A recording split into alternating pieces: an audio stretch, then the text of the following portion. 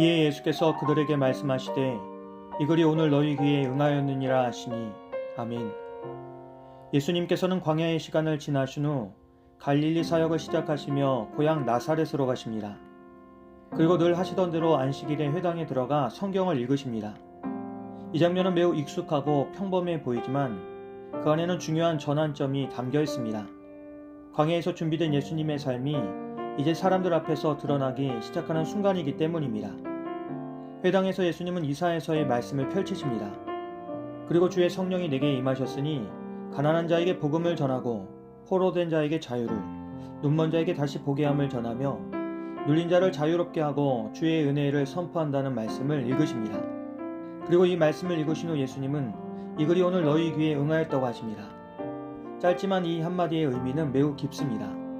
그것은 하나님께서 오래전부터 약속하신 구원의 말씀이 더 이상 미뤄진 미래가 아니라 지금 이 자리에서 시작되었다는 선언이기 때문입니다. 사람들은 처음에는 이 말씀을 놀랍게 여기며 은혜로운 말씀이라고 말합니다. 그들의 반응은 긍정적이고 기대에 차 있는 듯 보였습니다. 그러나 그 기대는 오래가지 않았습니다. 그들은 예수님을 보며 이 사람이 요셉의 아들이 아니냐고 말합니다. 그들은 예수님을 오래전부터 알고 있었습니다. 성장 과정도 알고 그 가족도 알고 있습니다.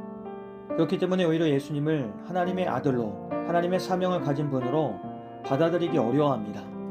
낯선 사람보다 익숙한 사람을 통해 일하신 하나님을 더 받아들이기 어려운 역설적인 상황입니다.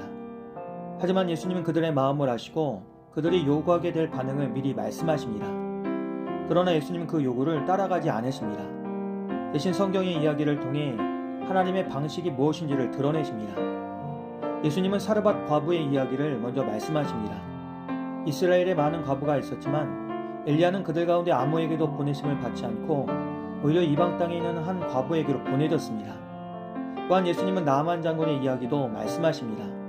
이스라엘에 많은 나병 환자가 있었지만 치유를 받은 사람은 이방인 나아만이었습니다. 이 두 이야기는 하나님의 은혜가 인간의 기대와 다르게 흘러간다는 사실을 분명하게 보여줍니다. 은혜는 특정한 사람에게만 머무르지 않고 하나님의 뜻에 따라 경계를 넘어 흘러갑니다. 그리고 때로는 우리가 당연하다고 여기는 자리에서 벗어나 전혀 예상하지 못한 자리에서 나타나기도 합니다. 이 말씀을 들은 사람들의 반응은 급격하게 바뀝니다. 은혜롭다고 말하던 사람들이 분노하기 시작합니다. 그들은 예수님을 회당 밖으로 끌어내고 동네가 세워진 낭떠러지까지 몰고 가서 떨어뜨리려 합니다. 말씀을 듣는 자리에서 시작된 일이 폭력으로 이어지는 장면입니다. 그런데 왜 이렇게까지 그들의 반응이 격해졌습니까? 그 이유는 하나님의 은혜가 자신들의 기대를 벗어났기 때문입니다. 그들은 하나님이 자신들에게만 그리고 자신들이 이해할 수 있는 방식으로 일하기를 원했습니다. 그러나 예수님은 그 틀을 깨뜨리십니다.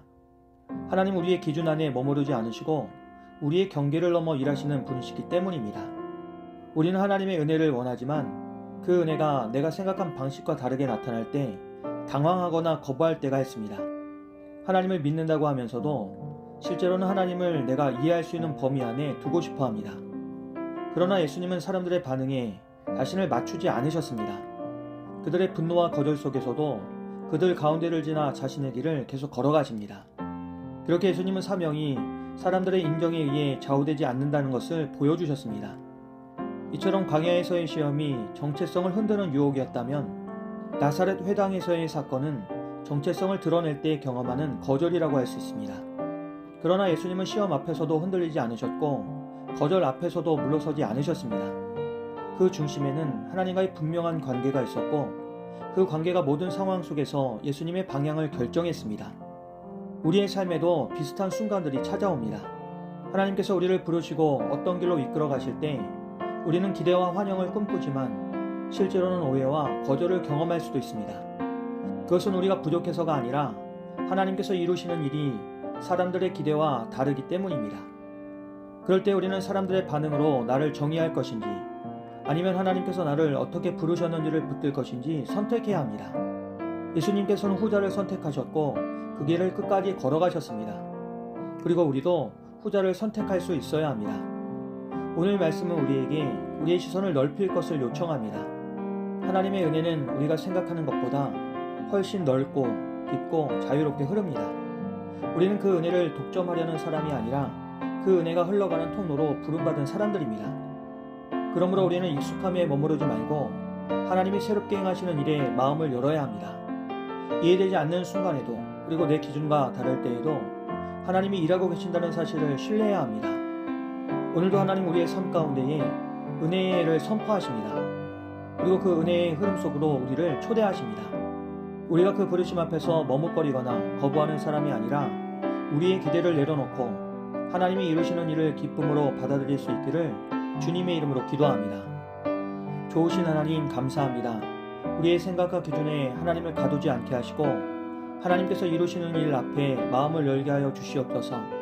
또한 익숙함 속에서 주님을 놓치지 않게 하시고 때로는 이해되지 않는 길 앞에서도 주님의 뜻을 신뢰하며 따라갈 수 있도록 성령님 우리를 인도하여 주시옵소서. 예수님의 이름으로 기도합니다. 아멘.